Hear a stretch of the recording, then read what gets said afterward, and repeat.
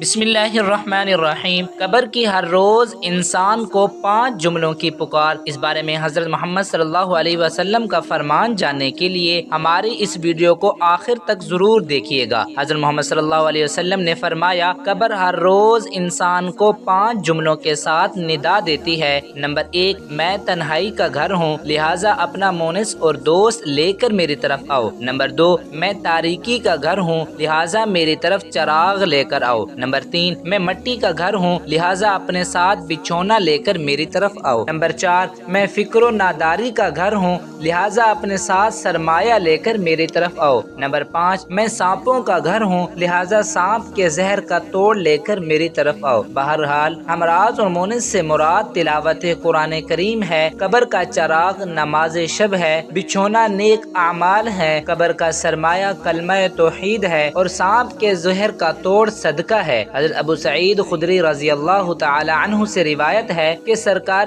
دو عالم صلی اللہ علیہ وسلم نے فرمایا، لوگوں، لذتوں کو ختم کرنے والی موت کو یاد کیا کرو۔ قبر ہر دن اپنے مردوں سے خطاب کرتے ہوئے اعلان کرتی ہے، میں غربت اور تنہائی کا گھر ہوں، مٹی اور کیڑوں کا گھر ہوں۔ جب مومن کو دفن کیا جاتا ہے تو قبر اس کو مرحبا کہتے ہوئے خوشخبری سناتی ہے کہ میری پشت پر چلنے والوں میں تو بڑا محبوب تھا، آج میں تیری ہو گئی اور تو میری طرف آیا، تو اب میرے احسان کو دیکھ لے گا۔ یہ کہہ کر قبر تاحد نگاہ کشادہ ہو جاتی ہے اور جنت کا دروازہ اس کے لیے کھول دیا جاتا ہے، جہاں سے اس کو جنت کی تازہ ہوا آتی ہے۔ حضرت ابو ہریرہ رضی اللہ عنہ کا بیان ہے کہ رسول اللہ صلی اللہ علیہ وسلم ایک جنازے میں شریک ہوئے، میں بھی آپ صلی اللہ علیہ وسلم کے ساتھ تھا۔ آپ صلی اللہ علیہ وسلم ایک قبر کے پاس بیٹھ گئے اور فرمایا، یہ قبر ہر دن بآواز بلند کہتی ہے، اے آدم کی اولاد، تو کیوں مجھے بھول گیا؟ کیا تجھے یہ معلوم نہیں کہ میں تنہائی کا گھر ہوں، غربت کا گھر ہوں، وحشت کا گھر ہوں، کیڑے مکوڑوں کا گھر ہوں، میں بہت تنگ گھر ہوں، مگر اللہ جس کے لیے کشادگی کا حکم فرمائے گا میں اس کے لیے کشادہ ہو جاؤں گی۔ اس کے بعد حضور صلی اللہ علیہ وسلم نے فرمایا، اے قبر، تو یا تو جنت کا باغ ہے یا پھر آگ کا ایک گھڑا۔ حضرت ابو حجاج رضی اللہ عنہ سے روایت ہے کہ رحمت عالم صلی اللہ علیہ وسلم نے فرمایا، مردہ جب قبر میں رکھا جاتا ہے تو قبر اس کو کہتی ہے، اے ابن آدم، تو ہلاک ہوا، تجھے کس چیز نے مجھ سے دھوکے میں رکھا؟ کیا تجھے معلوم نہ تھا کہ میں فتنہ، تاریکی اور کیڑے مکوڑوں کا گھر ہوں؟ تجھے کس چیز نے مجھ سے بہکا کر نڈر کر دیا اور تو میری پشت پر خوب اکڑ کر چلتا تھا؟ اور اگر وہ مردہ نیک ہوتا ہے تو اس کی طرف سے قبر کو جواب دینے والے جواب دیتے ہیں، اے قبر، تو دیکھ تو صحیح اس کے اعمال کیسے ہیں، یہ تو اچھائی اختیار کرتا تھا اور برائی سے باز رہتا تھا۔ یہ سن کر قبر کہتی ہے، بے شک یہ نیک تھا، اب میں اس کے لیے سرسبز ہو جاتی ہوں۔ مردے کا جسم اس وقت منور ہو جاتا ہے اور اس کی روح اللہ تعالی کی طرف بھیج دی جاتی ہے۔ حضرت عبداللہ ابن عبید رضی اللہ عنہ سے روایت ہے کہ رسول اللہ صلی اللہ علیہ وسلم نے فرمایا، مردہ قبر میں بیٹھتا ہے اور ان لوگوں کے پیروں کی آواز بھی سنتا ہے جو اس کے جنازے کے ساتھ قبر تک گئے تھے۔ بدعمال مردے سے اس کی قبر کہتی ہے، اے ابن آدم، تیری ہلاکت ہو، تو نے میری تنگی، بدبو اور کیڑے مکوڑوں کا خوف نہیں کیا، اس لیے تو نے ان چیزوں سے بچنے کے لیے تیاری نہ کی۔ بدعمال مردے سے قبر کہتی ہے، تجھے میری تاریکی، میری وحشت، میری تنہائی اور تنگی اور میرا غم یاد نہیں رہا؟ اس کے بعد قبر اس کو جکڑ دیتی ہے، جس کے بعد اس کی پسلیوں کی ہڈیاں ایک دوسرے میں پیوست ہو جاتی ہیں، جبکہ نیک بندے کے لیے قبر کشادہ کر دی جاتی ہے اور اس کے دائیں طرف ایک کھڑکی کھول دی جاتی ہے جہاں سے اس کو جنت کی ہوا آتی ہے۔ حضرت سیدنا ابو سعید خدری رضی اللہ تعالی عنہ سے روایت ہے کہ رحمت عالم صلی اللہ علیہ وسلم کا فرمان مبارک ہے،